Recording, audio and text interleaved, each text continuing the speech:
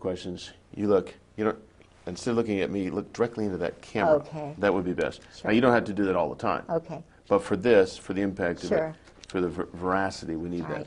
All right. Your name is Catherine Pollard Griggs. Yes. You are the wife of Colonel George Griggs. Yes. 11 years of marriage. Yes. It's true that your husband is and has been the head of special operations under Admiral Kelso, NATO. Yes. And it's true that you were the head of the hospitality committee. Yes. You were the member of the executive board of NATO's Wives Club. Absolutely. And also that your husband's background includes NATO Defense College in Rome. Yes. Princeton class of 1959. Yes. His intelligence career, his spy career began in Vietnam. Yes. And it's also true that it continues unto this day. Absolutely, under General Wilhelm. And that your husband was the liaison between the White House and President Jamal of Beirut, Lebanon, at the time of the bombing of the Marine barracks in Lebanon. Yes. And in fact, your husband was an alcoholic. Absolutely. And probably Incredible. is to this day. Absolutely. And during these drunken stupors, he would, so to speak, blab on and tell you everything he knew about the intelligence community. Everything. Nothing was hid. No. It was like he wanted to relieve himself and to unburden his heart. Yes. And so he told you everything that you now know about the Yes. intelligence community. Yes. And that you are talking about. And in fact, he told you that they knew the bombing was coming down in Yes. Beirut before it occurred. Absolutely. And also, by your association with him, you have come to understand and know, this, as shocking as this may sound to the people who are viewing this, that the United States military is literally run by sexual deviants heavy on the homosexual side. Truly. And that in the United States military, people like Jeffrey Dahmer and Kaczynski and McVeigh and Oswald and a host of other people who have a sexual deviant background, primarily homosexual, these individuals are actually sought out by people within the military, The Army. for the Army, for advancement into intelligence type work, Yes. because they are so easy to control. Yes. And they actually become mind slaves, and that the U.S. Yes. military, Yes. literally, as outrageous as it sounds, is a mind control operation. Yes. Totally now. Totally now. They've gotten rid of the good folks, like MacArthur. Got rid of them, one by one. Good. Totally take over. All right. Let's talk about the individual who told you that we've never actually been an enemy of the Soviet Union, that somehow that's all just been a scam. Who was that individual? My husband. When the first 3 years we were married, he was drinking 3 or 4 straight gins, vodkas a night, a bottle of wine, and a beer machine beside his desk. I only knew him 2 months before he asked me to marry him. He'd been married before, and his first wife was a total alcoholic. Now, someone would ask, why would you marry a man after knowing him only 2 months? I'm a strong Protestant Christian, and I have a lot of predestination. I'm a Scottish grandmother, and I was working as assistant director of the Chamber of Commerce. I had a brand new, relatively new Saab, my first car. It was an 83 Saab. I bought it secondhand from somebody who was 84.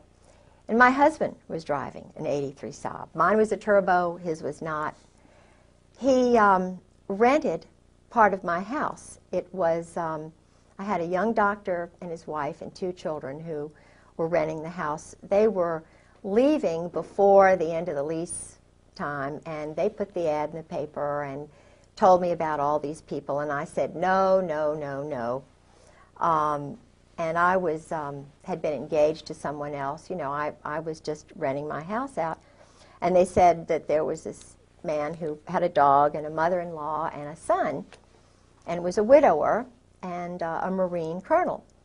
Well, and it had a dog, and I said, no, absolutely not. So the point that I'm trying to make is that he was someone I was not really, I didn't cotton to. He sort of acted like a robot. He was very clipped, and I didn't want to like him. But when I heard he was a Princeton graduate, I always thought that was kind of great. When I heard he spoke fluent French, and I speak fluent French, when I found out that he drove a Saab, I drove a Saab. And when I found out that he went to the same school, high school, that my uncle had gone to, was in the same eating club at Princeton that my Uncle Ben had gone to. He was on scholarship and went to Princeton. Everything the same as my uncle, who was also in intelligence. But I didn't think about that then. I was just thinking, you know, this is God. This is too much, too many similar things. And so it overwhelmed me. And he's very, very good looking. At that time, he was very good looking. Now he's aged and he really is haggard. Had a rough life. Yeah. Yeah. Yeah. So I was overwhelmed by him. Plus, my job at the chamber was very demanding. I was doing a great job. But he said that he wanted me to retire because he wanted to make general. And the man who could make him general was General Louis Buell, because it was just a matter of having somebody who would make you general. To be general, it wasn't what you did. Mm-hmm. Louis Buell, You needed somebody Louis, above Buell to, just to pull you on up. Yeah, Louis just happened to die, and we went to his funeral, and George didn't make it because Louis died. But his first wife had been, I'm sure, battered to death. I was battered, and you know, but I thought it was just Vietnam and all this kind of thing. And I was trying to get him to stop drinking because I couldn't imagine how the Marine Corps would allow someone to be a total alcoholic who couldn't even carry on a normal conversation dry. I mean, he can't even carry on a normal conversation with anyone unless he's drinking. He never smiled unless he had a glass in his hand. He drank solidly. I have a letter in his own hand that tells, and this is the truth, he drank solidly this amount that I just said for 30 years. His booze bill, and they never entertained, he and his first wife, was $250 a month. And this is from the Naval store. Now think about that. He was totally snockered, just his whole brain, and yet he's working. He is head of running half the world's Marine Corps under General Al Gray. A man who is mentally incapacitated. Totally. Unless he's inebriated, and then when he's drunk, I mean, he's in a different, altered state of mind. He can't discern anything. He can follow orders. Oh, and that's all he does. And he told me when, I mean, one of our many conversations, he was trying to, he thought I was, you know, because my family were all naval officers and I was out in the world with the chamber, you know, that I just sort of went along with this kind of stuff. And, yeah, I mean, it was just incredible to me that... How many wives of high-up military people are there, like yourself, that are speaking out? None. I mean, they're all 30-year Marine wives. They're Stepford wives. They are petrified. I have had conversations before I went public, before I went to live with Sarah McClendon, who saved my life. And Sarah McClendon is the senior White House correspondent. Is she that little old lady we see on TV asking the president those pointed, jabbing questions all the time? The little red-headed, feisty Texan who broke the Billy Saul Estes thing. She doesn't go along with the clone group of reporters who are all, most of them, intelligence officers. I think she was in intelligence because she was in the Army during World War II. And she's just a remarkable mind, and I lived with her for 5-6 months. And what's interesting is she called my home after I had called her or seen her on C-SPAN. She couldn't get through to my house. I was living there by myself. Every time she called my home, this is 1996, from March until she finally got hold of me, she had to go to another phone in Maryland to get me on the phone. Every time she called me from her house, she was told, "This is a military base, and the Griggses don't live here anymore." Now, that was my phone number long before I met George Griggs. It's my granddaddy's farm. the house that I Well, so own. your phone was being diverted. Absolutely diverted. It's electronic warfare. It's part of their deception. They have many levels, but it's all under a big operation. They have an operation now to totally ruin me. His first wife was murdered. Now, you know, some of the things you talk about here, this big operation, you've come to understand about the largeness of it, the intricacies of it, through a diary that you have. Is that right? Could you hold that diary up so we can get a look at that? And the thing that I found, this is the actual diary. Now just hold it up kind of like a chest tie. Okay. There you go. And these are the actual handwritten notes of your husband. Absolutely. And they reveal an awful lot. In fact, does the military or those in the intelligence community, do they realize you have a copy of this? They do now. You know, I had a phone conversation with General Jim Joy. how long ago was this? It was in February of '96. I tried to ask the colonels. They knew I was on the move, trying to find information. And my husband had mentioned General Jim Joy. Yeah, it's hitting the microphone right there. Just Oh, go ahead. sorry. That's all right. All right. And I called General. I had to call a General Miller in Jacksonville, who was in my husband's address book, and told him I was looking for Christmas card list, and you know I needed General Joy's telephone number because one of the colonels whom I trusted, Colonel Ken Millis, lied to me.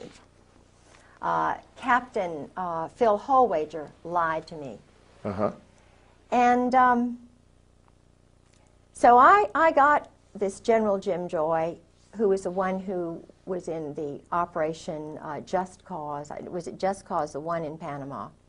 He was in charge of all the psychological operations, the booming music that they hit Noriega with, the chasing him around, the same stuff they did at Waco, too. Of course. We'll get to that in a minute. Yes. Okay. That's General Jim Joy, who was behind Waco. I see. And General Carl Steiner, the Snake, Okay. who tried to steal Desert Storm away from Schwarzkopf. Okay, so, but you were trying to get some addresses, and they were giving you the complete runaround. Oh, don't even know him. Don't even know him. Don't even know him. And I knew him because my husband told me, you know, that he worked with General Joy and General Steiner. They were the triumvirate. But they had different names. They were, you know, in plain clothes. They had different passports. So I got him on the phone. I was given the number by this General Miller.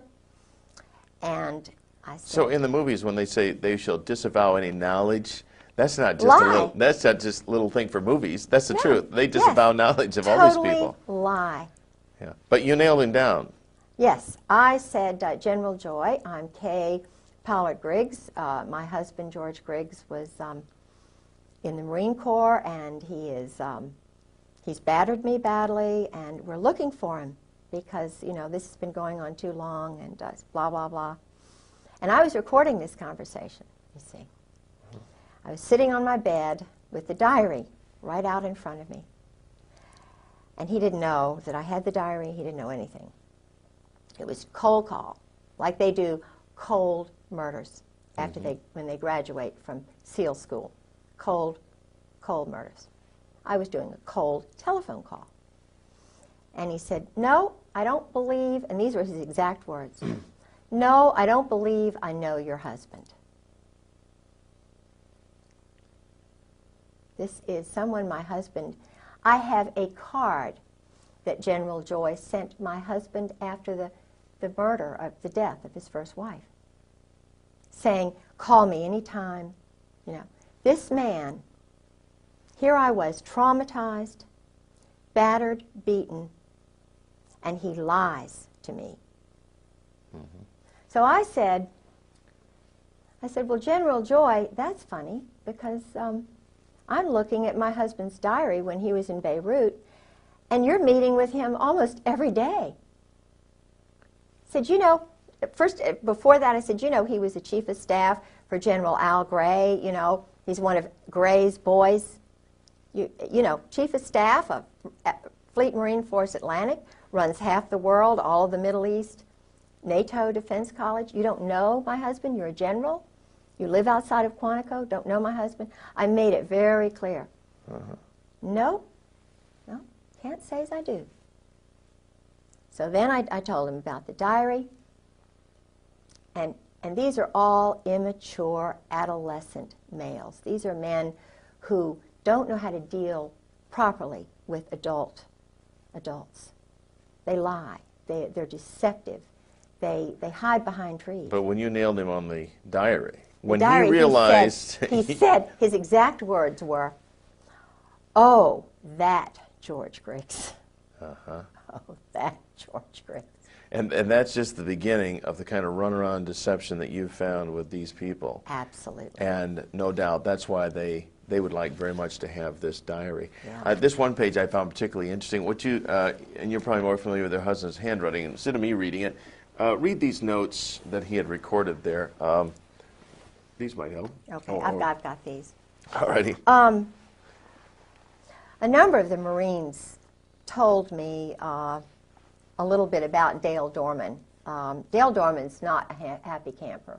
Okay. Dale Dorman, because of some mistakes my husband made, was shot. This was at 7:15 to 7:30.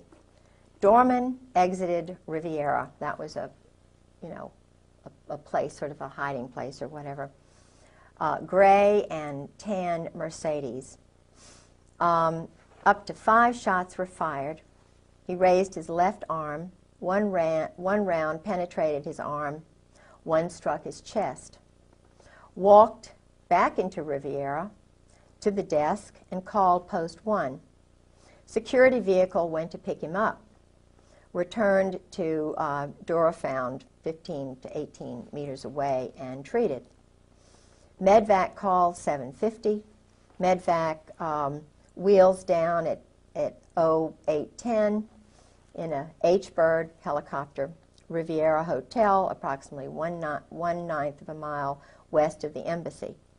Dorman has been there since arrival, except briefly during a period of siege. He was not wearing protection. Saw 3 men in the vehicle. One leaned out back with a shortened rifle or automatic weapon. Sentry at B1 saw and heard nothing. It's just one page of the diary. Sentry saw and heard nothing. Right. In other words, the sentry don't talk. Doesn't talk. Right. Yeah. And there's just a whole world of these kind of assassinations and murders and directed. In fact, at one point, your husband actually just discussed people being eliminated. Yeah. Like you're shooting ducks. Yeah. Oh, we had innumerable discussions over dinner. He'd already had his 4 gins. Now he'll talk to any woman or anybody who drinks with him. He'll talk. This man, what is he doing in security? You know what I'm saying? Mm-hmm. When he was at NATO, I'll get right back to that, but when he was at NATO and he was the head of special operations. In fact, I've got copies of his secret check in and out papers at NATO. He had them at home. I hope I still have those, but anyway, the point is I could get in and out of the NATO headquarters just walking in, and there were all these shady-looking garbage men, and George would leave his office door wide open at lunchtime. He was flirting with a secretary who was a chief who knew everything. You know, the point is, what lacks security? And I had to say, George, look, you have got to do something about the security here at NATO because I can walk in and out. He said, oh, just forget it. Forget it. Don't do anything. And I'm a very demonstrative person when it comes to security and honor and integrity, and your word is your bond. My culture, my father, my people believe in, in this nation, in my state, Virginia, my people, my culture, my God. This is important. You don't just treat that kind of thing lightly. So I said to him, if you don't do something, I'm going to Landis Kelso. I was in the Wives Club. She was the head. And Landis Kelso is the wife of Admiral Frank Kelso, who's a wonderful man, honorable man, wonderful woman. And I had great rapport with her. I sort of stopped an international incident with the French and the English and the British who were ganging up against the French, and they were over, you know, something that was really minor, but it was huge, and she helped me. I determined that it was a problem, called her up, and she helped me, and we diverted and averted a major thing. So he knew what I would do, and I said, look, if you don't write a report and do something about this, then I'm just going to go to Landis and say what's happening. Point is that the man would, when he was in Beirut, he was sleeping with a spy and double agent Mary Clark Yost Talab, whose husband was a double agent, an Arab at the American University of Beirut. He leaves his briefcase wide open. He was with her for 5 weeks in a hotel. This is a married woman with 2 children, and who followed him all around the United States, is still seeing him. Met him in London, lived in Virginia Beach, was working in international programs at ODU while he was married. Would you say your husband is fairly typical of these powerful men? Oh, absolutely typical. When I was single, working at the Virginia Center for World Trade, 4 of us old friends that I went to school with, Molly Holt and a few others, we would go all together to a place called Poppy's. At that time, he was Captain Jerry Unruh.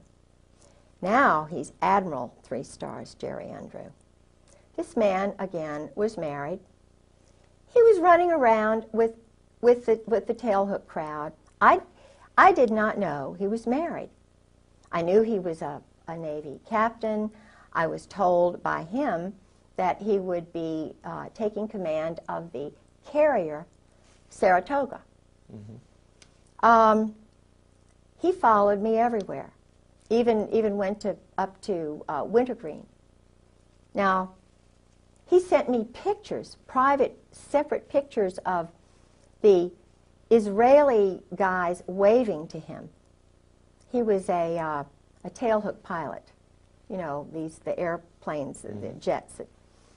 And he was a Mustang, but totally immoral. Totally, and knew that he would never get caught. In fact, he was in tailhook. They had a big party down at the beach, and they were doing, I didn't go by that time because I learned that he was married. And the point is that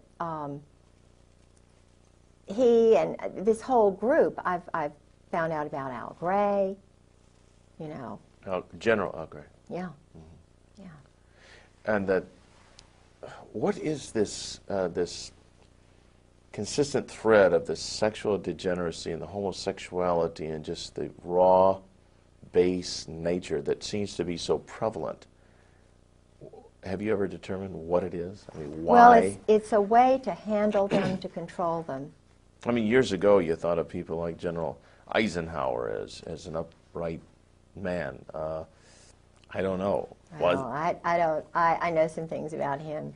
How far back can we go to where you find people that are decent and moral and upright? Right. Where you had real people who defended the Constitution, who had a feeling. Robert E. Lee was. There were nationalists and America first. You got to go back a good ways, probably. Absolutely. You see, growing up in Norfolk, Virginia, my whole family have been naval officers and also working. In other words, they would enter the service during a time of war, of need, and then they go back to being fathers and being husbands. I had a wonderful father, wonderful grandparents, wonderful family who put their family first. Well, they put their God first, Christ, and then their wives and their sons and their children. This is the way America was built. Now, these generals in the Marine Corps and Army, they don't look at it that way, according to my husband. They're ordered, and my husband, being chief of staff, told his men it was like this. It's the Marine Corps first, the brotherhood, the cherry Marine, the bonding that goes on. Mm-hmm. the Marine Corps comes before God, before Jesus Christ, before the country. And then it's it's whatever the religion they have. I don't know, because my husband is not a Christian. He's an existentialist. And most of these guys are. Certainly Al Gray is. Krulak. I think his wife goes to church. But their God is this brotherhood. The brotherhood. And it's very German. It's very... Does it have Masonic leanings? Oh, absolutely Masonic leanings. In fact, the admiral who was the last admiral whose car my husband bought, he was very impressed with this Norwegian admiral. They're all Masons now. Mm-hmm. Not all Masons, but this brotherhood, Opus Dei, if they're, or the mob. I mean, the one thing I've been able to determine about the current Marine Corps, the Marine Corps that my husband came in with, Gray, Reap, Sheehan, they're all mob. No, when you say mob, you're talking mafia type New mob? Jersey mafia, right. Mm-hmm. Right. And there's a... Brooklyn, New Jersey. Okay, is the mob and this military bunch, they're one and the same? The Marine Corps guys are the hitmen. And they are mercenaries. They'll work for anybody. You think the Marine Corps is under the Navy? No way. They can just as easily be under an Army colonel. And if the Army colonel meets a Marine Corps colonel, the Army colonel is superior. They'll switch hats just like that. My husband said it's just, no big a deal. I'll go work for the State Department. I don't really. The Marine Corps is just it's like a smoke and mirrors thing. And they're run out of New Orleans. 4th Marine, Oswald. I mean, they are not on his level. He said, we've never been an enemy of the Soviet Union. They work with these communists. The man who started this whole intelligence operation, the OSS, he was recruiting known communists who were involved in the Spanish subverting Spain. There's no more. They're not Americans. They're not Christians. They're German existentialists. Now, what are they doing running our nation? It's kind of, they have more affinity for the state of Israel right now than they do our nation. They don't care about American citizens. The judges now in the courts are military officers following chain of command orders. They're not independent judges. So all this spills over then into the political areas like the judgeships. Sure. They're all Marines or Army senators, officers. congressmen. Sure. Who is John Warner? A Marine. Who is Chuck Robb? A Marine. They control the powerful committees. Dick Davis, Lieutenant Governor of Virginia, a Marine. His wife was, I hate to say it, well, everybody knows, in Norfolk, a prostitute. Martha was a wonderful woman, I'm sure, to him, but they were involved in organized crime. Now, I don't know, I know that our present governor in Virginia is an Army officer. He takes orders. So the question that all of us wives are asking now is, well, who gives the orders? If they're told that we, the wives, are enemies, how are the sons going to grow up? If the mothers who are teaching them truth are lied to, and the husbands are told, ordered by the likes of Al Gray, major homosexual, when he was in the, I shouldn't say this, but it's true, when he was in Marseille, the boys are called Gray's boys. He never married. Okay, the boys referring to everybody under boys, him. Everybody under Al Gray. And he had a separate organization while he was commandant that was a contract organization, getting information on people, having them, if they weren't corrupted, corrupting them, farming people, so that he would have something on them, so that they would use that later to control and manipulate them. It's like what happened to Newt Gingrich. All of these guys, like Newt Gingrich, Bill Clinton, who've gone through the sweats, like Cohen, what happens is they get a little tiny thing that, to prove their power, how much power they have. They use guys like Michael Isikoff in Newsweek, or their little clones, you know, like Woodward and Bernstein, who are operatives. Okay, they're former military too. Well, oh my goodness. They were, I believe it was Bob Woodward. It's either Woodward or the other one. Bernstein. See, I knew some British intelligence people. And I was told the whole story about how he was running around with Peter Jay's wife, who was the ambassador to Great Britain. And this man was sleeping with Peter Jay's wife. And there was a movie, I think Jack Nicholson was this guy. And this was her story about what she went through while her husband, the columnist, was sleeping with the ambassador's wife to get information on what was going on in Great Britain. Now this is the team that broke Watergate. So what were the motives? Of course, Watergate was horrible. And Nixon had something like 60 military JAGs alone working for him, doing dirty tricks. One of those JAGs was Ernest Frank Reynolds. Changed his name to Ern Reynolds. He came to me. I was farmed. Tim Hunter, an intelligence army operative, came to me with this story about, oh, you know, hard luck, you know, Saudi Arabia, and I was in the army, and I have this friend who can help you out with your legal case. He's a really good guy, you know, Ern Reynolds. And if you meet him, I know he'll do some free legal work for you. So I was staying with Sarah, and I didn't have any money, and but I took the little, you know, the train into Fairfax. He met me in his Volvo station wagon with his jacket on. I didn't know what the big 4 meant on his leather jacket. And he took me to his... what did it mean? 4th Marine. Oh, okay. Yeah. Operative. Mm-hmm. And he had the most fantastic apartment. See, I'm a big book person, and I love, you know, reading history and everything, and I'm impressed by people who read, who are intelligent, who are wise. Yeah, you have a master's yourself in? Scottish history, and undergraduate in Virginia history. Okay.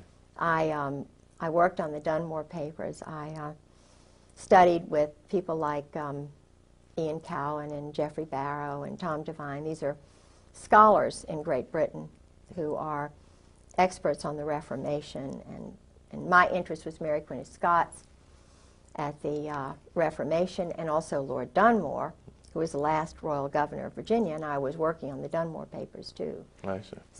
So you had an interest in, I mean, this guy's layout impressed you. Yeah. He's a real intellectual. Yeah, and he was divorced, you know, a sad story and everything. Mm-hmm. Worked for the Justice Department. Mm-hmm. Was supposedly a whistleblower. Mm-hmm. Supposedly a Christian. So this guy's really going to help you out? Mm. Oh, yeah. Oh, yeah. Boy, did I buy into that. It's like the old story, I'm from the government, I'm here to help you. Oh, yeah. So I caught him sneaking around my house at 2 o'clock one morning. 2 in the morning? Yeah, and of course I'm most gullible in school, you know. So I'm trusting, I'm a Christian, and I always look to the good side of somebody. I see the good little part. It took me about 3 times. The guy had my original documents that had just been in my briefcase under his car seat. He invites me to a cybernetics conference in Champaign, Illinois. I leave Martha Roundtree's apartment, and it's arranged so that all of my things are in his safe little car, and we're going to his parents' house in Roanoke. And of course, you know, you can't take all your things to the cybernetics conference, because I was going home. But this is a smooth psychological operations guy. I mean, he is doing psychological operations on a woman in Champaign, Illinois, who is the lover of a German spy, who he's been writing letters to her, and he's showing me these letters. The guy's perverted. I mean, he's writing Susan Parenti these letters, you know, like invading her mind, and, you know, why are you... And Susan's written him 2 letters or 3 letters. She's very beautiful, and he's got pictures. But he's sharing these letters with a group of men, 7 men, one of whom is head of intelligence, is head of computers and the intelligence for the Army, Ron Jarmuth. Now, Ron Jarmuth comes right out and says, I'm an anarchist. You know, I mean, his family are New York, old Zionist Jews. He met his wife in, I think, in a kibbutz. You know, I mean, he's a nice, personable guy, but when you say to somebody like me, I'm an anarchist, just so blithely, and you know, and he's always over at Ern's house. And Ern's got a picture by his bedstead drawn by a man who's a known homosexual whom he met when he was at the University of Virginia, who was the chaplain at Hollins College, who my best friend was there. And she said, he's a well-known homosexual. And I'm thinking, what is a picture of Ern Reynolds doing being painted when he's young by this known homosexual? And then I find out that the man who enlisted him in the Republican Party, he was doing dirty tricks for 7 years for the Republican National Committee. I mean, dirty tricks.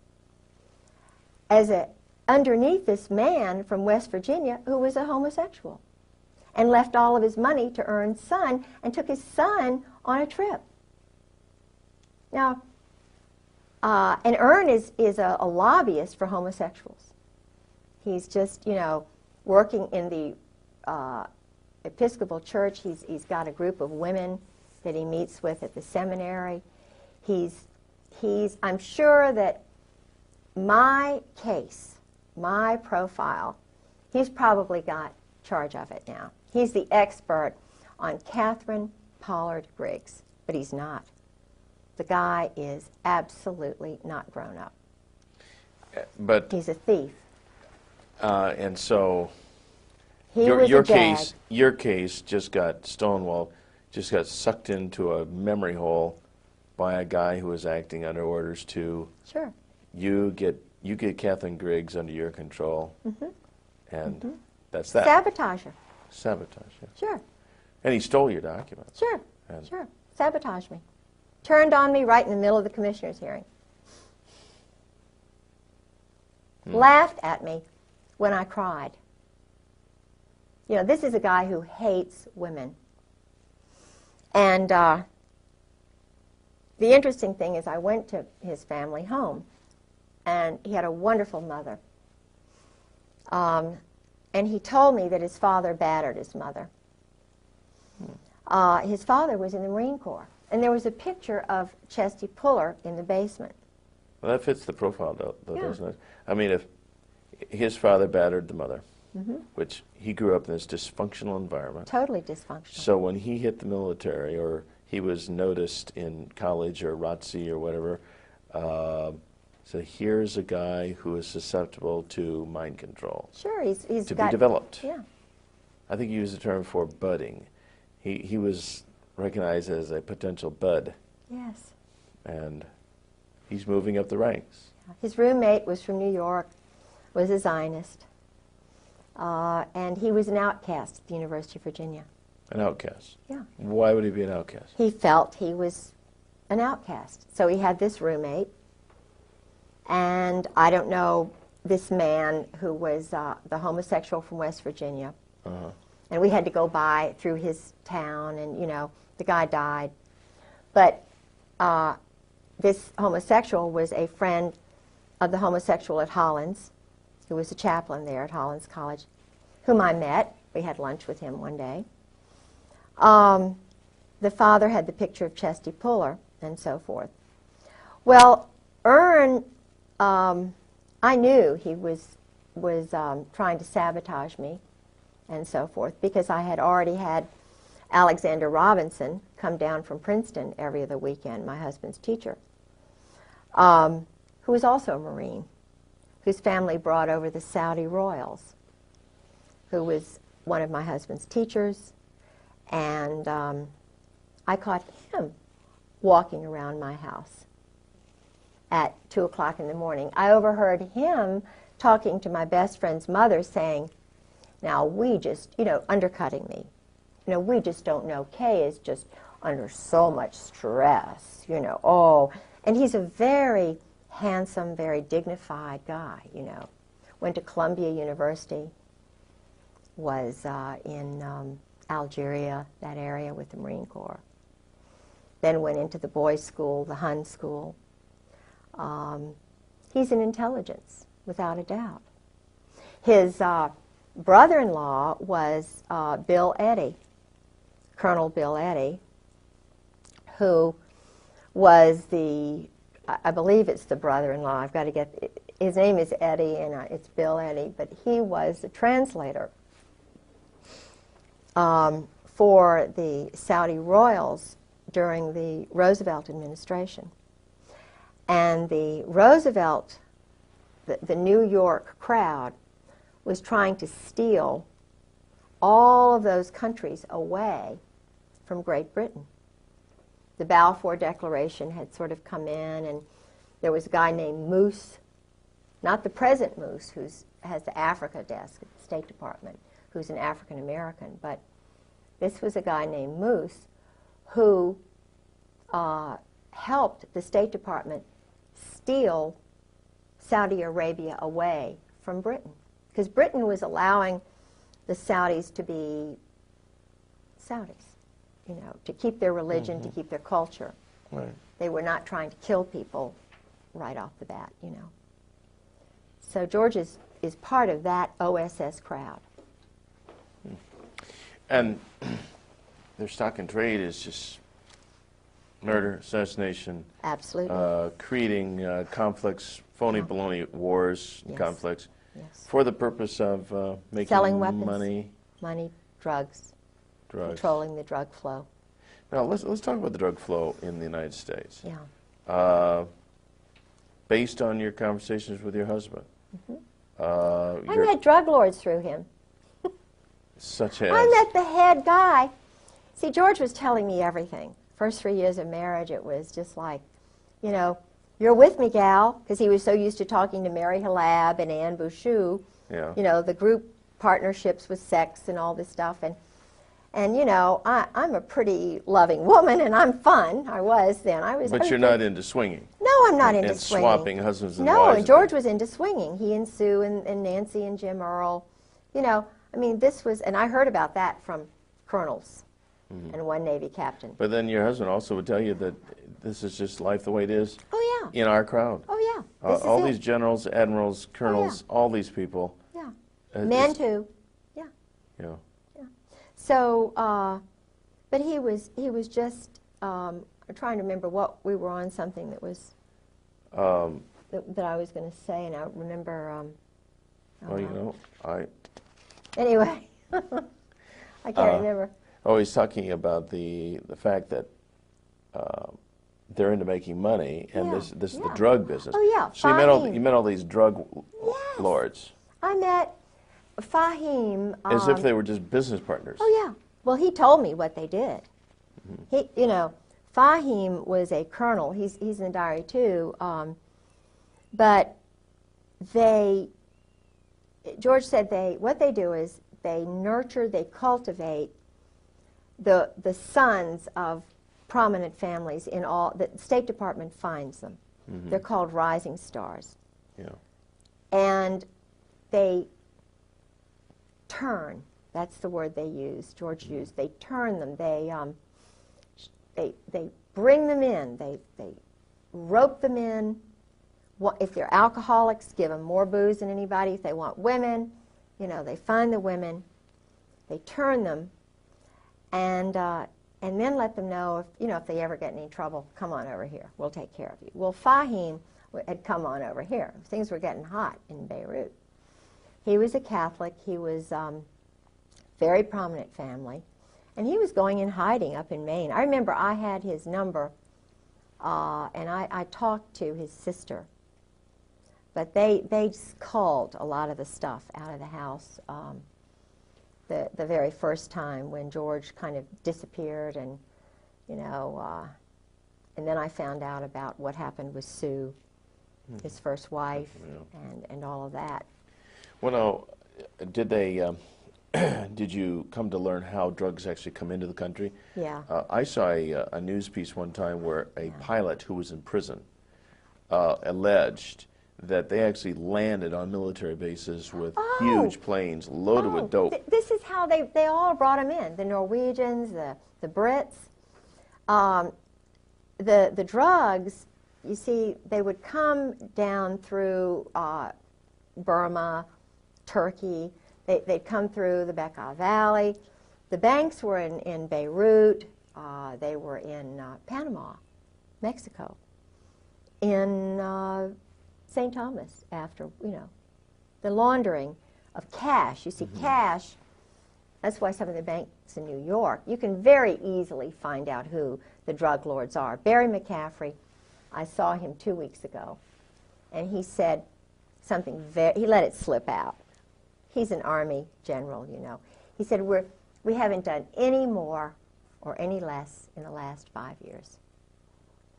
Now, in terms of the war on drugs? Yeah, no, they're just holding it. The word he used, I think, was holding it. It was a word that you could tell they'd used in briefings.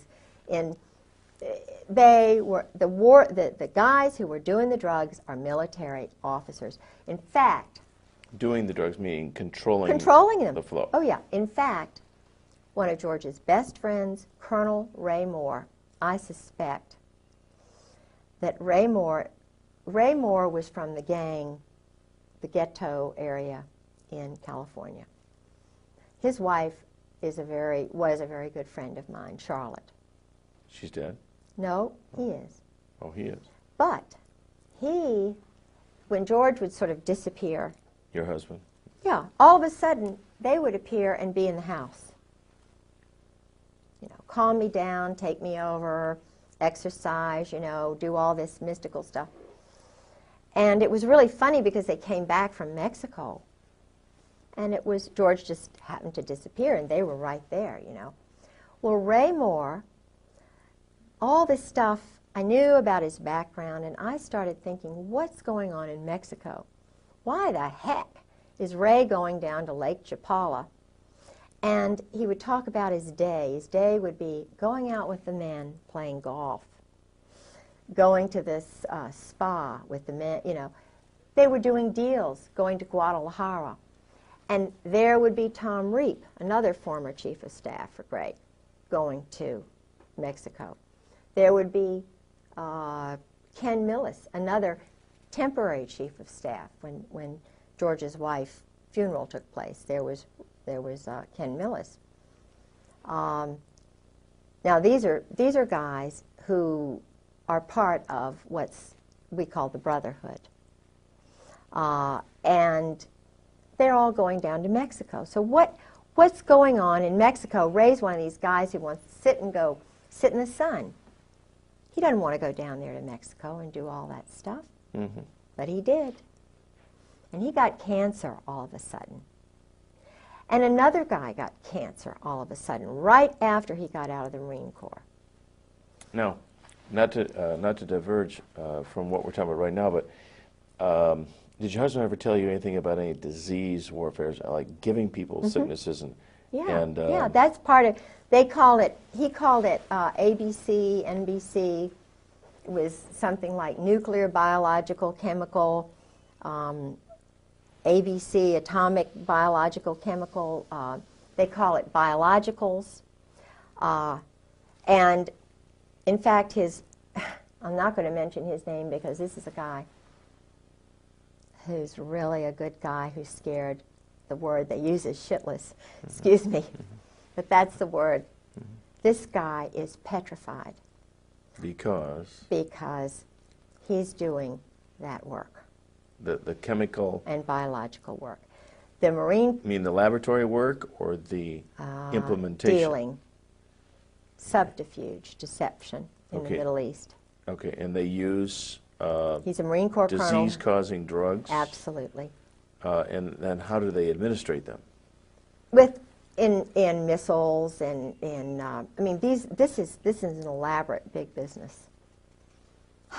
Like Peter Kawaja, Marine Corps guy, who's working in plain clothes at one of the plants in Florida. This is why George is in Florida. This is why they're all down in Florida, because all of this stuff is being. We manufactured the chemicals and biologicals that were in Iraq. Now, if you don't believe me, you don't believe Peter Kawaja, a Marine Corps colonel, he says they killed his wife, I believe him. He worked in one of these factories. It was supposedly a candy factory where they were manufacturing deadly, deadly killer things. The Marine Corps, Al Gray, Krulak, Carl Mundy, he's in the CFR. He was in Ken Millis's class, who was the chief of staff, the one who controlled me. You know, I went to his mother's house in 7 Mile, Ohio.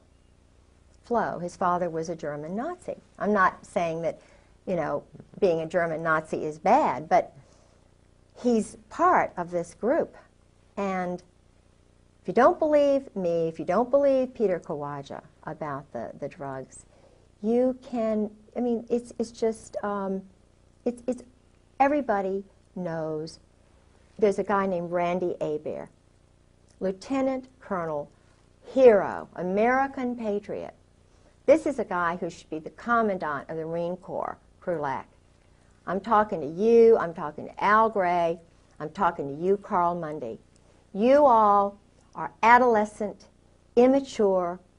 I call you twerps. You're liars, you cheat, you steal, you kill. You're beneath the contempt of any of your wives. They are scared to death. Why do you do this to your wives, guys? Look at that tape of Randy Hebert.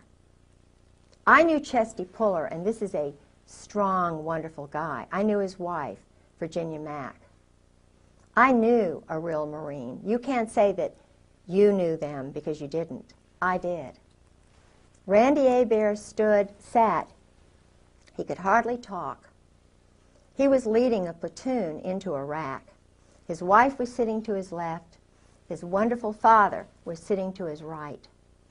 And he said that his colonel, he's a lieutenant colonel at that time, I believe he was a lieutenant colonel, he said, my colonel ordered me, he said, all of our registers were saying, this is danger. There are chemicals, biologicals everywhere. I was told, and I was, you know, followed orders, and he was having a hard time talking. His wife was, this is a young guy. His wife was having to interpret for him. He was crying. He'd been turned on by you guys. He said, on those canisters, on those boxes were American flags. Those were American biologicals that we were walking into that killed me, that you, Gray, and you, Scrowcroft, and you, McFarlane, and you guys knew. You, Ed Wilson, best friend of my husband. You all sold to Saddam Hussein. And not only that, I talked to the man who trained the woman who was sent over from Iraq to learn how to build the biologicals and chemicals, the plants. She was trained here in the United States, and you all know that. And Randy Hebert's testimony says everything that I could say 1,000,000 times better, because this is a man who's a real man, unlike the generals, unlike the colonels. This is a real hero. Now, is Randy Hebert, is he still alive? I don't know, and I hope and I pray to God that he is. Because this is the man who should take over our Marine Corps, or his wife. That's why they don't have any women in special operations. because that's why they don't have any African Americans. They're too honest. They're too strongly Christian. Now, the only guy I know who is involved is a homosexual, and his buddy is an Israeli agent. And they are lovers. They're a pair. But well, now, he's now a colonel, and he is under the guidance of Ken Millis. Okay, now as these generals, over the period of years, this is consolidated to where they're all part of this club. I mean, this is something that's been going on for years and years and years. Members of the firm. Okay, so as the firm grows, even as the old guys, the gray heads get old, die off, retire, whatever, they already set in motion a system that culls out these young, budding, rising stars, and they move their way up. Well, then, in time, it consolidates to where no one is in this unless they're in the club. Absolutely. So is your conclusion, based on what you know from your husband's revelations, reading his diaries, this sort of thing, is there anybody in the U.S. military, the Army and Marines, anybody in the level of, you know, your generals and your colonels, is there anybody who would not be in this club? There's nobody who doesn't know. In special operations, I would say, and I would put money in the bank on this, not one of them is not a party to this. It's not a, once they get that bird, Colonel, that bird, they go through an initiation ceremony. This is not a, and my husband told me about that too. What's the initiation ceremony like? They get them drunk. Dining in, shell back. He told me. Oh, dining in. This is a term that they use. Oh, yeah. A code word. Oh, yeah. Shell back? Shell back. They, what's that mean? Anal sex. But they get them really drunk. The guys who are that way do it. It's a group situation thing. And I was told by two colonels who said, you know, it's normal, Kay. This is just what we do in battle, you know. This is just good old boys? This is just what we do, Kay. They get drunk and they get drunk and they ejaculate. They beat each other off. You know, it's awful. Now, I'm not God, and I'm not going to judge them and their souls. This is a well-oiled system. And when you've got the commandant well-known as a cherry Marine, which means? Bottom. They're the bottom. The Navy guys are on the top. Think about this, because Walter Chrysler in Norfolk, each port has a hierarchy. Wealthy at the top. Walter Chrysler and Phil Hornthal. Everybody in Norfolk knows that. Where'd they meet? In the Navy. I was engaged to Jack Mace when I was at the Virginia Center for World Trade. He ran the Maritime Association, the Shipping Association. Always dealt with the labor union guys. Always all male banquets. And I couldn't understand why, you know, I was engaged and I couldn't even go to the 1,000-man banquet. You know, had a big argument about that. Rock Hudson, where did he meet his guy? Navy. Jim Neighbors, Navy. All of these guys, Navy. So they're tapped for whatever it is, acting, singing, you know. The point is, Liberace, you know. Was he Navy?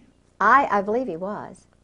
I know that he was, someone told me that he was a friend of one of the guys in Norfolk. There was a ring, a VMI ring of men in Norfolk, and I knew they met once a month, and some of them were married, some of them weren't. But they were all Navy. They were Army, Navy. In other words, it was kind of a group of men in Norfolk. And then I found out that the organizations, like right now, the Al-Anon is run by homosexuals. The Better Business Bureau. The Community Fund, which is the, I forget what it's called now. I'm so old, I'm 55, but it used to be called the Community Fund. That guy. Jack Mace. you know, and I'm wondering which one is it? You know, I mean, they all are, and the guys know it. So what's going on here? You know, they know it.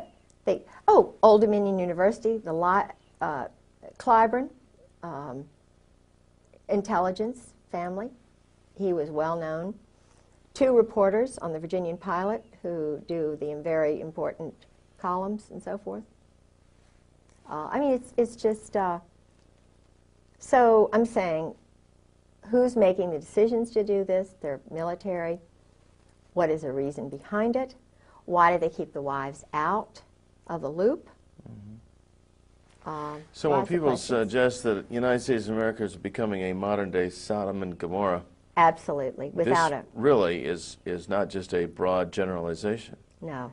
That this club, as it's grown over the years, and then placing and promoting the key people in every strata of life. Right, banking. Then the whole thing, not only the military is run by degenerates and top heavyweight degenerates, people who are moral can't possibly move their way up because they don't qualify. They kill them, they get rid of them. But they can't be controlled. No. One example, I was the executive secretary for the Virginia Center for World Trade had a board of the most important, supposedly the most important leaders who were picked out by Jerome Weiner, Jerry Weiner. I was a shill for that. I had, you know, done a lot of great things at Old Dominion. They wondered why I did it because they don't understand Christians. And he knew I was a worker, so they hired me to go over to the World Trade Center, the Virginia Port Authority. I had an office in there. And Jerome Weiner, what's interesting is Mary Clark Collab worked for him. Okay. The girl who had my job, who was a normal woman like me, because there were a few who were not so normal, like Bobby Bray. Not the Bobby Bray who ran the Port Authority, but another Bobby Bray. He was very nice, but he was a known homosexual who worked with Weiner. But his secretary was pushed out of a window. Now, it was all hushed up. Of course, she committed suicide. Yeah, this was a young mother who had a baby who knew too much about his money laundering. I reported the money laundering that Book and Weiner. Now, this is a professor, head of international programs at Old Dominion University, Jerry Weiner, whose father was very high up in this Zionist group. Jerry Weiner was doing intelligence work in Algeria, in Morocco in particular. He organized this board that I was the secretary for. He was a very sick, mean guy. I mean, you talk about really water. But Jack Mace was on the board, and there was a banker on the board. We can take a break. And take a break. Yeah, don't, did you stop it yet? No, don't stop it. We'll just leave these synchronized. And is your wife getting a cup? Yeah. I'm sorry. I was thinking I could use a little But drink. Gustavo... Do you need to use the restroom or anything? Yeah, no, I'm fine. I'm thirsty. But Gustavo, I love the guy. He was from Columbia. He was in Virginia National Bank, which is now Nations Bank. And, you know, I didn't put him, because I had studied Latin American history under a wonderful Dr. Blossom. I knew a lot of stuff about Latin America and Nariño and how Panama became a part of our country. And, you know, now, I mean, I understand it was drugs and running things through and everything, but Gustavo was in charge of all the laundering that was going on in Virginia National Bank in the port. And where did he go after that? He went to Florida. And he introduced me to Ana Maria Quintero, whose brother was one of the big mobsters. I mean, the big, you know, Colombian. You know, I met Ana Maria Quintero. See, I don't forget some things like this. That's why they don't like me. Because I imprint on wonderful foreign people. I want to know them. I want to send Christmas cards, and it's not very good to have somebody like a little magnet. I'm sort of like a Monica, you know, she's seeking out sex with important guys. I'm wanting to meet people like that from different cultures because I want to learn about them, because that's what Christ said. You go out and you minister to the people who are foreigners. You don't just spend your time necessarily with the home people. You need your home people as a base. But you need to go out and find out truth and spread goodness everywhere. Truth is goodness. Truth is light. And that's what Christ is all about. You're not afraid to learn truth. You're not. Thank you. You know, all these cathedrals and things that were built in his honor. Why? He was wonderful. Why was he wonderful? Not because he hung around a little group, but because he was out trying to. He told the big guys, look, stop being bullies and cowards. Let the poor people into your church. Everybody, God gives us all a unique spirit. Our timing is different. Everybody's fingerprints are different, eyes are. We have the right to read the Gospels. Yeah. They shouldn't keep the Bible from us. That's right. The church is not a political organization where you've got a few little guys up here telling all the mothers what to do. Who were the ones with Jesus Christ at the, you know, on the third day? There was not one disciple there with him. It was the three women. So why are we leaving women out? Women, in Scotland at least, my culture, we're partners with our men. We need the authority of a husband. We want a strong moral husband. But what is that passage, you know, about the good wife? You know, I can't remember. It's in Proverbs. I mean, the virtuous Proverbs. woman. Yes, Yeah. yes. Right. I mean, she's buying, selling property. Yeah, right. She's doing everything. She's certainly not a no-brainer. So why keep her? Why keep her at home, barefoot and pregnant, and not being able to read and speak 3 languages, and welcome all the foreigners and to come in? Hey, that's what Jesus Christ would be doing if he were right here. He would be here right with me, saying, "Go for it, little woman. I'm giving you the strength to tell the daggone truth. And if you get killed tomorrow, you're going up there." You're going to live forever. That's anyway. right. Well, now these, you mentioned when you get to be a bird colonel, and they have this initiation that involves all the sexual debauchery. Yeah. Now, would Drinking first. get them good and drunk. Oh, big time drunk. Because there would be some of these who, if they were sober, they wouldn't go through with it. Couldn't go through with it. They'd have to be blasted. Yes.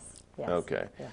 And now, do you suppose, I don't know, your husband maybe told you, when they go through all this stuff that they do, are there people there gathering information, Of course. intelligence on them? Of course. The chaplains are intelligence. In Nazi Germany, that you had to tell on your parents, or in the Soviet Union, they encourage you to tell on your parents. Phil Holwager, the guys who go to Yale, who become chaplains, the chaplain corps is tell all the tales on everybody. They have collections agencies. These Marines are ordered to go and collect so-and-so at so-and-so.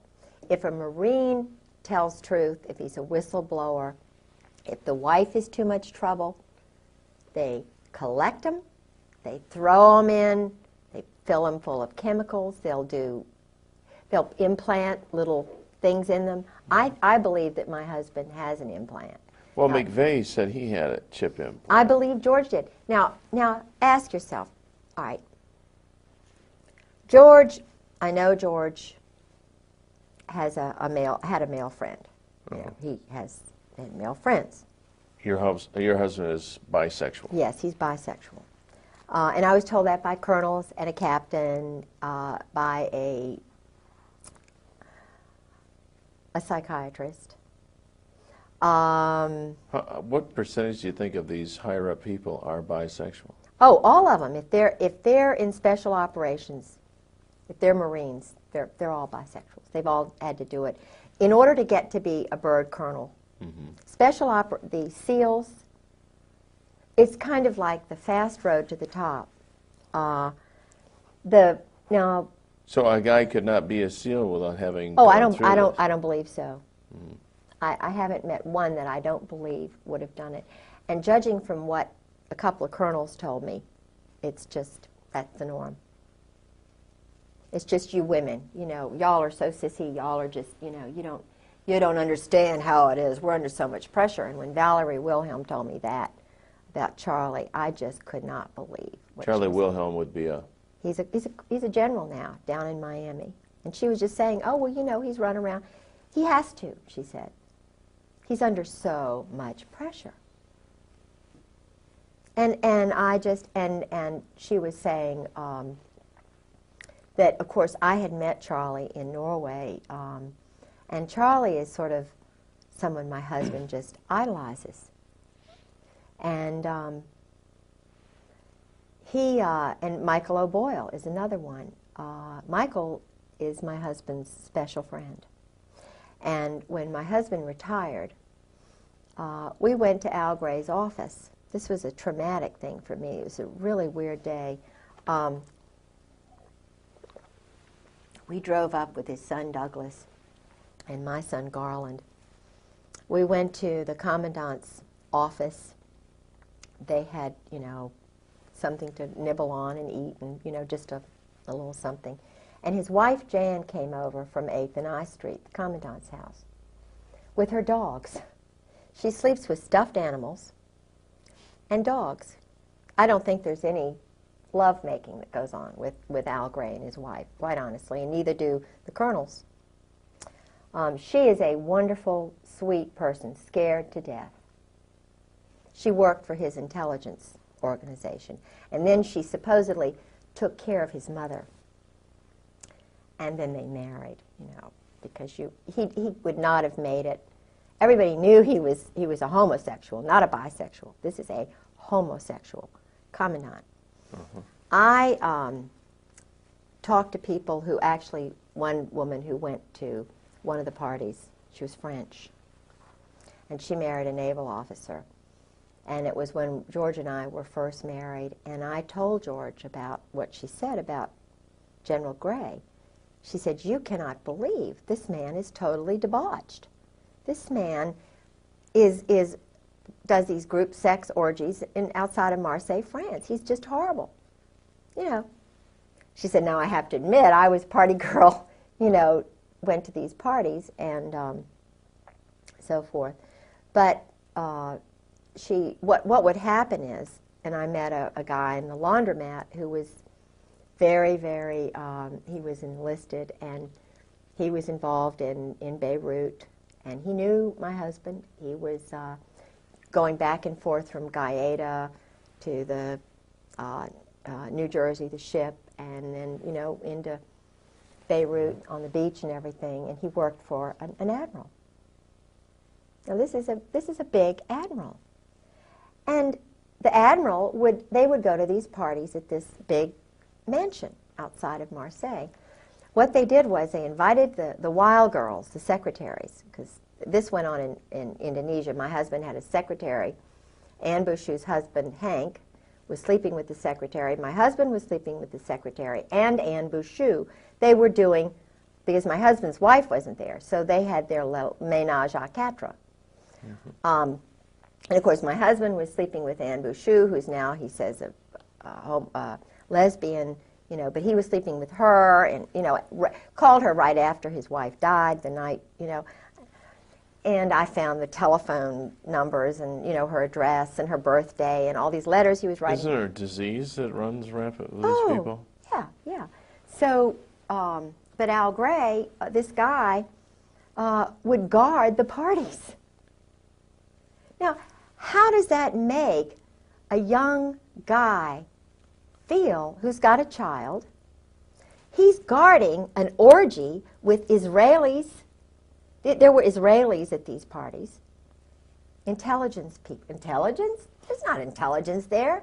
There's perversion. There's psychological, you know. These guys are abnormal. They're adolescent.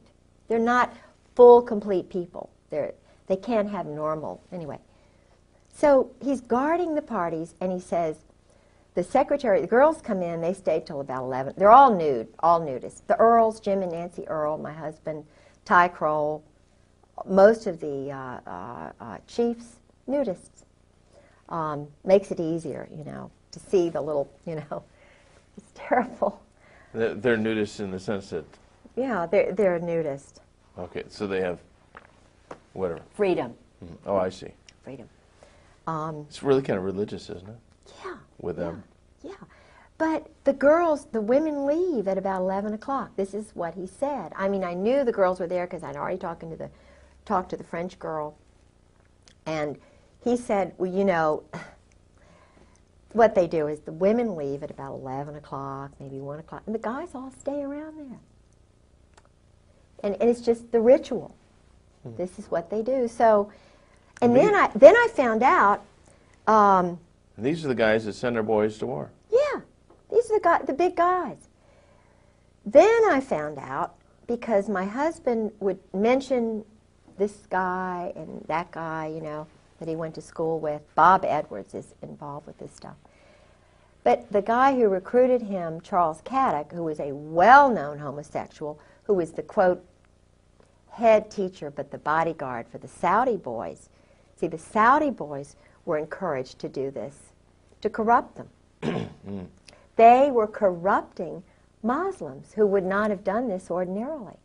The parties at Aramco, they would give the young boys, get them really drunk, and encourage Muslim sons to do this kind of stuff. Muslim sons who would have a strong tendency toward morality. Yes. And to abhor this kind of conduct. That's right. But if they could get them drunk and loaded enough that they would do this one time, then they would gain a controlling edge on these guys. And who do you think did it? Charles Caddick and Borland, these guys, Alexander Robinson, Cheeseborough, who was the headmaster. The Saudis bought Russell House at the Hun School in Princeton. They brought over Mohammed Faisal and, you know, Saud, Khalid Saud. They didn't really go to classes or whatever. And who was the young man who was partying with them? My husband, George Griggs. Who was in the group with them? Einstein. I mean, my husband was partying with Albert Einstein. I said, well, you know, I didn't. And when would this have been? At what age in his life? 52, 53, 54, 55. I believe he said that Mohammed came over in 54. It was right after the murder, the poisoning of the one who was really good. Okay. So your husband would have been a young guy, 18, 19 years old? Oh, he was only, when they first got to him, he was in high school. So he was ninth grade. And he would be there? He was at the school with these homosexuals. They sent his parents to California. Got him a little Boy Scout job, his father. He didn't see his parents for 8 solid years. And this is amazing. I see. So then the transference is these people become your parents. They're the ones you look up to. Yeah, but they're doing things to you. Sure. They're sodomizing you. Of course. And Albert Einstein was actually... was in that homosexual group, bisexual group. Absolutely. Camus. Sartre. Now, Camus did not, I don't believe my husband actually met Camus, but Camus was a lover of his French teacher at Princeton. Not Todeve, not the one who helped him with his paper whom he had an affair with.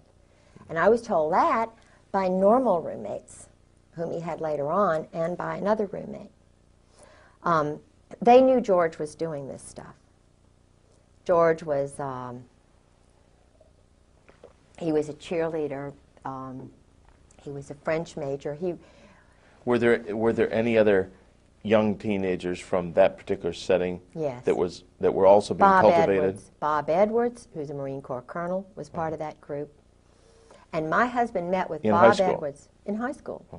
Bob Edwards went on to Fort Benning. He was in psychological warfare. In fact, he was involved with the subterfuge after I was injured and my husband socked me in the breast, and I had to have surgery because he'd already broken a leg, and I was starting to document the violence. But I'm such an upfront person, and all I wanted him to say was, "I'm sorry, Kay, I did this." But I was trying to do like they said Rosie Greer did. You put a mirror, if you're battering your wife, you put a mirror up in front of yourself or a photograph, and you try to imprint the lower brain, because I wanted to save his soul. I mean, this guy had murdered his first wife, battered her to death. I mean, he dragged her body back. I mean, it was just, Sue had a cerebral hemorrhage. That's too much for me to get into. But he was doing that to me, and I stopped him from drinking, thinking this would stop the battering. But I started taking notes, taping things, while he'd go in these rages, because I wanted somebody to know. I wanted somebody to help me so I wouldn't die. And I'd had surgery, I'd had broken bones, and I was trying to reach out for some help. And so I was trying to get him to realize what he was doing to me.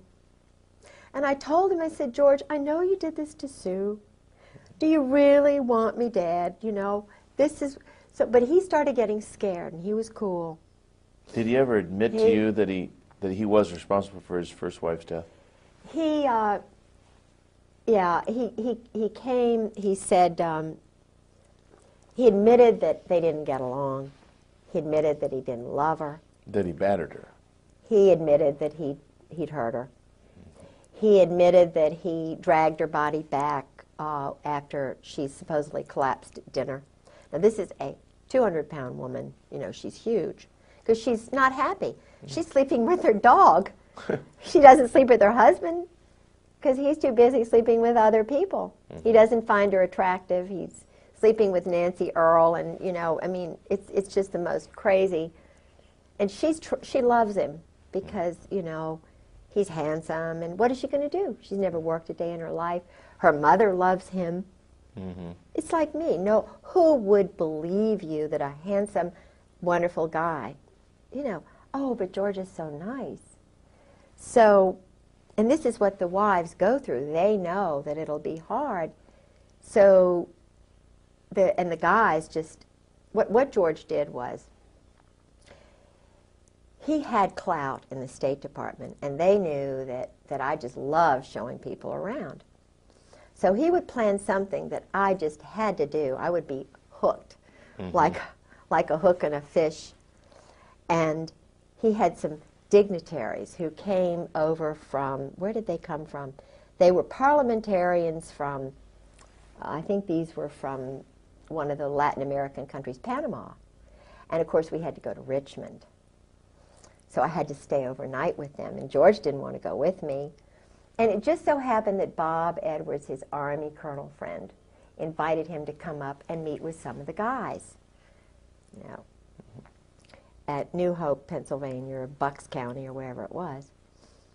Well, he had already been talking to Phil Holwager about the abuse, because I had gone in for surgery, and I thought it was very unusual that Phil Holwager was there during the surgery, kind of holding George's hand. It wasn't for me. It was to make sure George didn't fall apart, to make sure that the doctor, I didn't say anything when I was under sodium pentothal, covering George's ass, excuse my French. But he was the chaplain at Fleet Marine Force Atlantic and was the chaplain for Sue's funeral. He knew what George had done. And he runs around on his wife, he's playing golf all the time. He and George were playing golf with this single woman, and I found out, and I said, what are you all, you know, he's the so-called chaplain, and he went to school with Gary Hart. He was a classmate of Gary Hart's at Yale, and, you know, a colleague of Pat Robertson's. That's why he, you know, not that saying that Pat Robertson does that kind of thing. I don't think he does. I'm sure he doesn't, but they went to Yale and so forth. But so George was a violent man, and he started knowing that I was sort of going to do something. So he started doing certain things. And, you know, now looking back, I can see why, because of the violence. He wouldn't have been able to use his .45 anymore if he'd been convicted of battering. Yeah, he would not have been able to use his pistol anymore, carry it. So they wanted to make sure that he was protected. So the wife has got to go. The wife is way down the totem pole. It doesn't matter what wife, and that's the reason the wives are so afraid, the Marine wives. And they all talk cryptically, and, you know, they even talk outside the house. Talk cryptic. There's code words and double meaning words. And yeah. What's 10 p.m. Saturday TV? Your satellite, remember? Don't we got to switch it to? Not on Saturdays. Sorry. Sorry. Sorry, okay, just I'll remind you. I thought Okay. we used to talk about earlier. Yeah. Okay. Well, actually, I think this pretty well sums up this segment. Unless is there anything you can think of? I can see where we'll do this again sometime as this develops on. Tomorrow, let's see, tomorrow's Sunday. Monday, what we'll do. Is it always, if we make a copy of this, so there's two of these? Yeah, in case sure. something happens Absolutely. to you and yours. Sure. Okay, we'll make copies of this stuff tomorrow. Don't lose that. No. But this is interesting. It talks about sabotage, subterfuge. This is the standard Army book teaching men to lie, cheat, steal, be peeping toms on women. Now, if they don't allow women in there and they can peeping tom all the wives they want, they don't need movies, pornography. They you know, and they go on all the TADs they want. TAD is a...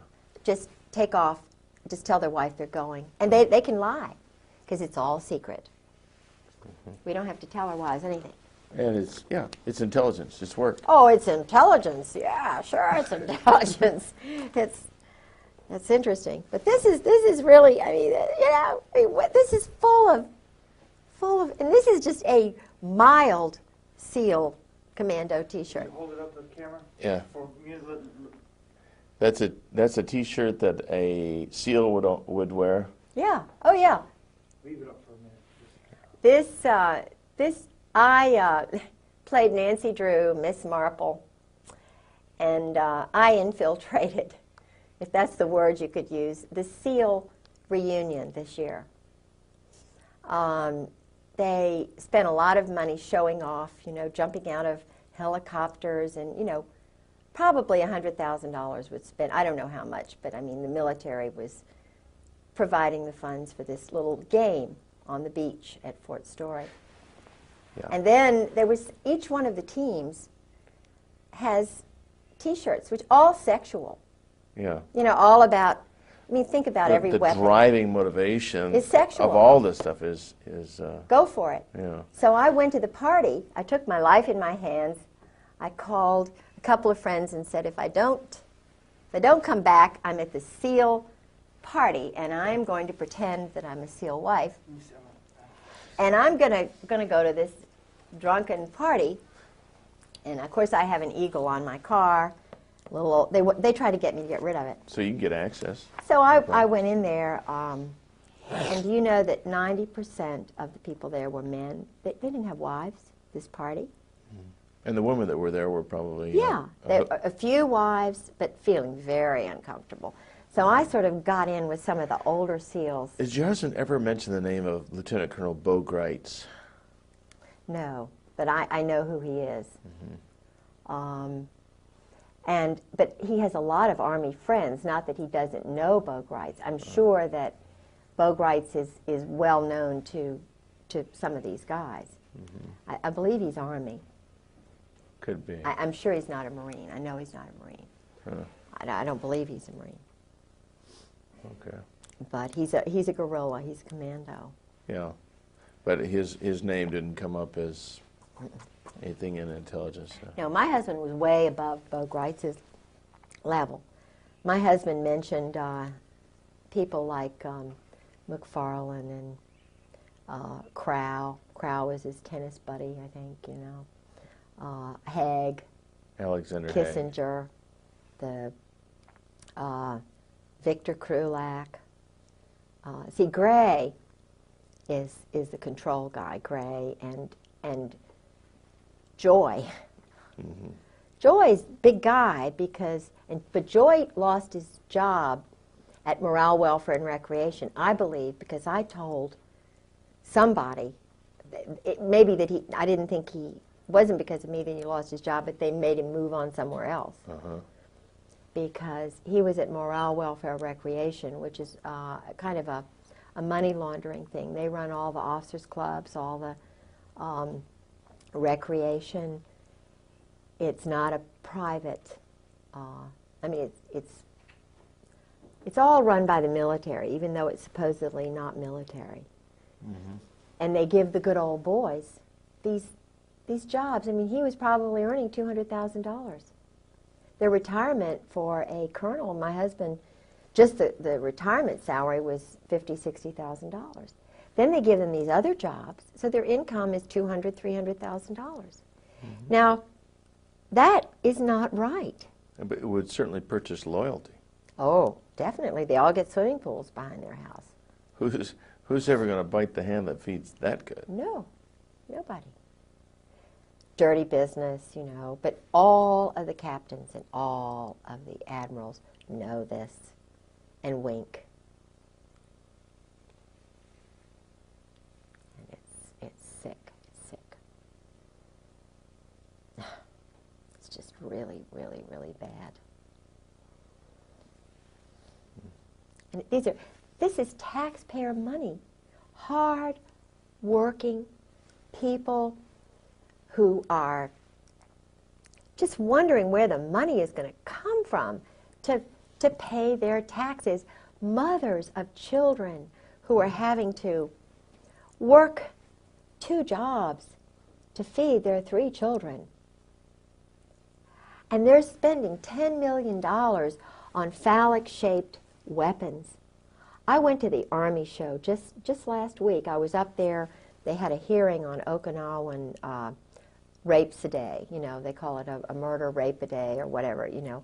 Crime a day by Marines in Okinawa. And I went up there. John Conyers had a hearing. And they also had the Army show, which I had gone to a couple of years before. And in the basement of this big hotel, they have these 200 or more vendors of weapons.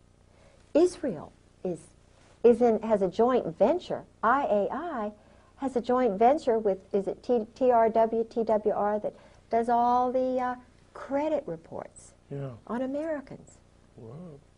Now, they have the computers together. The Israelis stole the whole INS system and sold it back to the Justice Department.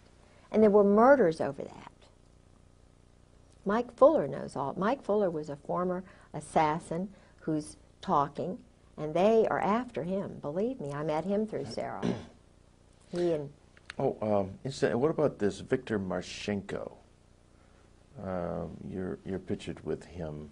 What's that all about? Well, he is a typical example of the mercenary who is brought over from Czechoslovakia, Poland, Romania, the Eastern Bloc countries, who were actually KGB, double agents. Oh, Marchenko is... Okay. The family, his family were Yeah, his family came over. They weren't even citizens. In other words, they bring over the young men. Right. They work for 5 years, and then they become citizens. Now, I'm not saying, I mean, I've read his books. I wanted to meet the guy. He knows George. He knows who George is. I read 2 of his books just to see if it's what George said, you know, to kind of balance. And what these other guys. If you read Marchenko's book, you'll see what my husband, the arrogance. Well, sure, we're going to go into this embassy. You know, we're going to put a whore with this person, and we're going to spy on them and what they're doing, and, you know, we're going to just steal that statue just for the hell of it, you know. I mean, now when you multiply every one of the teams, all the graduates, and think in terms of 100 men applying, and maybe 90 go through most of the training, but they don't quite make it. And then they've got, you know, 400, 600 men who make it, how many don't make it, and then you multiply that over time, and then the ones who are, I mean, this banquet, I mean, this gathering of SEALs that I went to, there were probably 1,000 guys there. Now they have to do a cold kill. You know, Cold kill. Kill somebody, murder somebody, just to prove they can do it, like ducks. Wait a minute, the SEALs? Yeah, SEALs. So like all 1,000 of these guys have killed They've somebody. done a cold kill, yeah. Now a cold kill would be a killing under orders? It's a graduation exercise kind of thing. You know, it's I mean, who would they kill? Oh, it's just somebody, just anybody. Just go into a hotel and whack off somebody. You know, I was told that for graduation exercises, the greatest thing they could do was to break into a general or an admiral's wife's house and steal some things, you know, personal items. And to prove that you were good enough to get in and out. Oh, yeah. And all of my underwear disappeared, my lingerie, my teddies. And the funny thing is that I don't know whether it was Michael O'Boyle doing it because he was, from 1991 to 1993, Michael O'Boyle was 3 miles away from my husband. He was at his graduation exercise. He was very close to my husband. And yet he was just down the road, and I started questioning my husband about, you know, what is this about you and Michael? You know, what's going on? Well, Michael was there, and my husband never told me he was there, and he saw him all the time.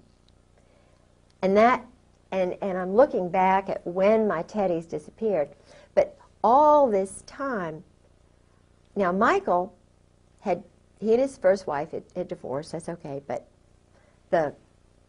he had an affair with a woman and a child, a secretary. So he was having an affair with a woman. I mean, Michael is both ways, you know what I mean? But in order to get into the system, he sort of did it with my husband. He was my husband's friend, younger friend. And that started when he was in the 7th Fleet under Krulak and Buell in intelligence on the ship. So, but Michael, there he was at Little Creek, my husband's best friend. He never invited him over, but he saw him. So I don't know if you can guess what that means. But the teams, the biological electronic warfare school that, after my husband left FMF Lant, he went to the school, you know, the Special Operations School, which ran the teams, foreigners, and everywhere. Okay, now the term MAC-SOG, what does that mean? What is that? It was a kind of a code word for going out and sending platoons to kill people in Vietnam. SOG is Special Operations Group. Special Operations, SO, SS, OSS, Secret Service, SS, Nazi Spetsnaz, the German stormtroopers. They all, if you know anything about the German High Command, it's the Brotherhood. It's called, they are connected with the Opus Dei, which is an Italian kind of a business group that works within the Vatican. And I'm told that, and I like the Pope, I think he's a wonderful guy, but I'm told that he was involved with that during World War II. I've heard that too. And that the guy who was the Pope before was murdered so that he could get in. Now, I'm still curious about the SEALs in this murder thing.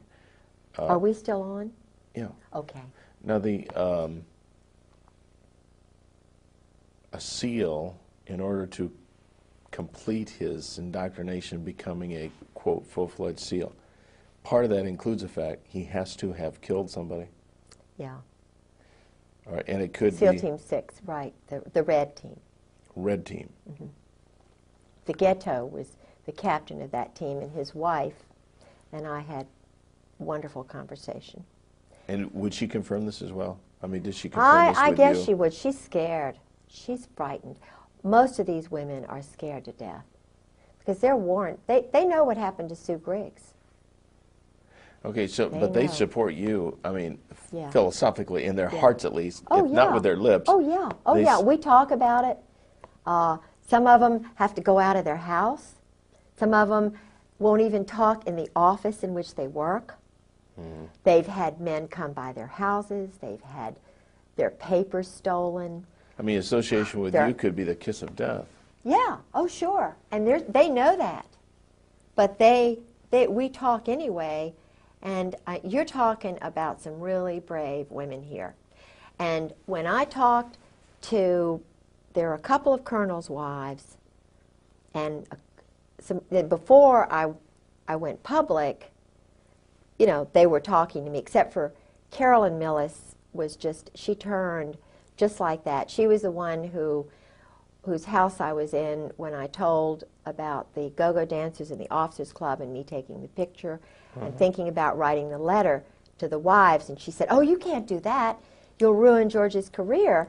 In other words, Carolyn has really bought into the system, and she's very pretty and she's very influential with the wives group, but she'll turn on you in a second. And it really hurt me because I was, you know, I kind of depended on her and Charlotte Moore. But when I went public, when I started telling people what I knew little bit by little bit just to get my courage, and then when I finally went to visit Sarah McClendon, it was like, you see, I told you. I mean, Sarah McClendon called my house and they told her it was an army base. I mean, it was a military base, and that the Griggses didn't live there anymore. Ha, ha, ha. See this paper? You know, then I was totally shut off. But until that point, I went in to see Peggy Sheehan. You know, we had tea and food, and he was the head of NATO, Sackland. And his wife, Peggy, said, just, Kay, this is so strange. She said, just leave a note on your refrigerator. Yeah, for George. Just leave a note on your refrigerator. Meaning? In other words, he's coming in the house. They're coming in the house. It'll get to George. This is SOP, standard operating procedure. You know, just get used to it, used to being battered, used to being... Well, she was a worshiper of the security of the position, the money and everything, and just don't rock the boat because this is the way it is. Yeah.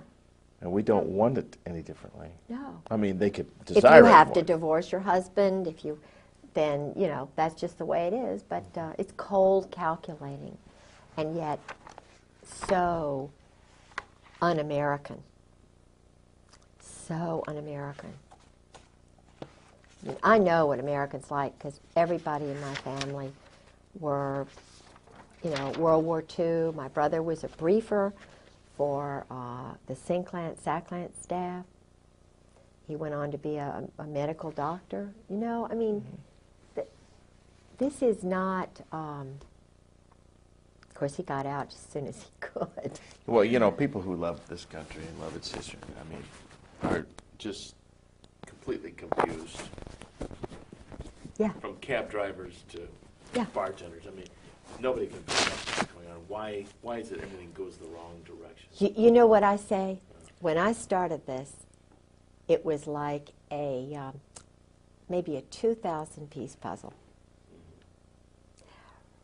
I know enough. It's like a puzzle for a 2-year-old or a 1-year-old with 6 pieces. It's so easy to see. And everybody who talks to me sees it the same way. I'm sort of an interpreter. I kind of give a lot of the wives hope, and the guys too, who are already out and scared, and you know, and they say, "Hey, well, this little woman, she's a real feisty, you know what?" And I don't know whether they're going to kill her, what they're going to do, and they say, "Aren't you afraid?" And I say, "Yes." I mean, I've had death threats, and I mean, it's been hell. But truth and light and what these other women are going through, the hell they're going through, being put through hell because their husbands are cowards and bullies. I mean, people who dress up in black, who hide behind trees, who shoot people from behind, who break into houses and steal their papers. This is in the Constitution. You don't break into someone's home. You don't steal their papers. You don't try to destroy the core that God has given them when they're born. Mothers have sons, and their sons are 18 years old, and they were telling them, join the Marine Corps to be a man? It's not a man. It's not a man who does this. It's a pervert. That's why they're not joining up anymore. That's why they're not signing up. They're having problems with retention because the mothers are finding out. McVeigh's mothers talked. Unabomber's mothers and brothers have talked, you know. Guys like Colonel Ron Ray is talking, who was Timothy, what's his the new boy who refused to wear the UN uniform? Oh, Michael New. Michael New? Yeah. These are the heroes. Michael New is the MacArthur. Randy Hebert is the future Patton. These are the leaders. These are the Americans, and there are a lot of them. There are hundreds of thousands of them. And just like in the days of Jesus Christ, these modern-day Sadducees and Pharisees are saying, oh, we're going to kill Jesus. We're going to get rid of MacArthur. We're going to get rid of Patton. We're going to get rid of New. We're going to get rid of Colonel Sabo, murdered him. We're going to get rid of these guys one by hey, but everyone, this is physics, everyone, like Sue Griggs that's murdered, Sabo who's murdered, the wives who were murdered, Ron Brown, there are 100 people who spring up and say, now you got me to worry about. This is why these guys have got little places hidden all over the place. They're training all the guys to just say, oh, well, the American citizens are bad. But the guys they're training are also gonna wake up to what's going on. It's Caspar Weinberger. It's Henry Kissinger. I mean, Walt Whitman Rostow. Eugene Debs Rostow. What's going on here? These guys aren't even born in America. What's happening here? They're training mercenaries now to run, flip around. We'll kill on an order. Not killing because people are breaking into our homes. Not killing because they're bad. But just, we want to control this country. That's what George told me. It's political. The military, the Marine Corps is a political arm of a group that wants to run everything, control the drugs, sell the weapons, keep the weapons flow going, and this isn't what guys are going to sign up to do. Their heart's not in it. They're not going to even do it for the money. They'd rather die than have hit squads come after them, collection groups from Great Lakes. They have a group of Marines who goes out and collects guys who have gone to their psychiatrist and they're a little bit talking too much. They get rid of them. But they're not told why. They're just told they're enemies or they've done bad things. So they don't, it's kind of like they don't, so they won't have any guilt and culpability. They make it cold. Just get rid of this guy, okay? Okay, get a promotion, get a new car, get some stock. After my husband did what he did in Beirut, I found these stubs. He got all this stock. You know, AT&T, major stock, just thousands of dollars worth of stock. And it was from a company that was like a quasi-government company, all on a sheet of paper. And of course it was big time stock. And that's how he was paid off. Stock. And paid off for? For doing criminal activities, selling weapons, going through Tel Aviv, the bank in Rome, selling the weapons illegally. The Israeli agents are the middlemen. And all the money's going to Israel. I mean, it really is the truth. Mm-hmm. The money, not just the money that is given to them free and clear, but all the the black budget money that Meyer Lansky's group started back in the 40s has been growing and growing and growing. It's like a pyramid scheme. And the Jesuits, I've been told, are really controlled by this group now. I don't, you know... now, surely Ollie North is a good guy. No, I think he was farmed. You know, he was... but see, Ollie was involved in Vietnam with the JAGs, covering up a lot of the stuff that was going on. He was involved with a major case where there was a Marine, see, George told me about this. See, George was involved with a lot of the cover-ups of Marines who went crazy. Like, remember this, A Few Good Men, was it A Few Good Men? It was a movie about a Marine colonel. They murdered a guy from... Jack Nicholson played the colonel in this movie. Oh, yeah. You remember? Yeah, and he went on trial. Yes. And a George good guy was the chief of prosecuted. staff who tried to cover this up. My husband. The true story. The true story. My husband was the guy who was covering this up. They were so arrogant. And it was the woman who was the JAG who got this thing going. It was not the Navy JAG, because he was going to cover it up. He was just a loose kind of guy. And if he had been the JAG, then it wouldn't have been prosecuted. But it was the woman who was working with him, because she was a woman, who got these other guys off. They were targeting these other guys. I mean, they would have put him in jail just for a little bit and, you know, let him out. But the point is, this guy was murdered. And the colonel laughed it off. It was down there in Guantanamo Bay. And George was the chief of... It was Al Gray. Al Gray.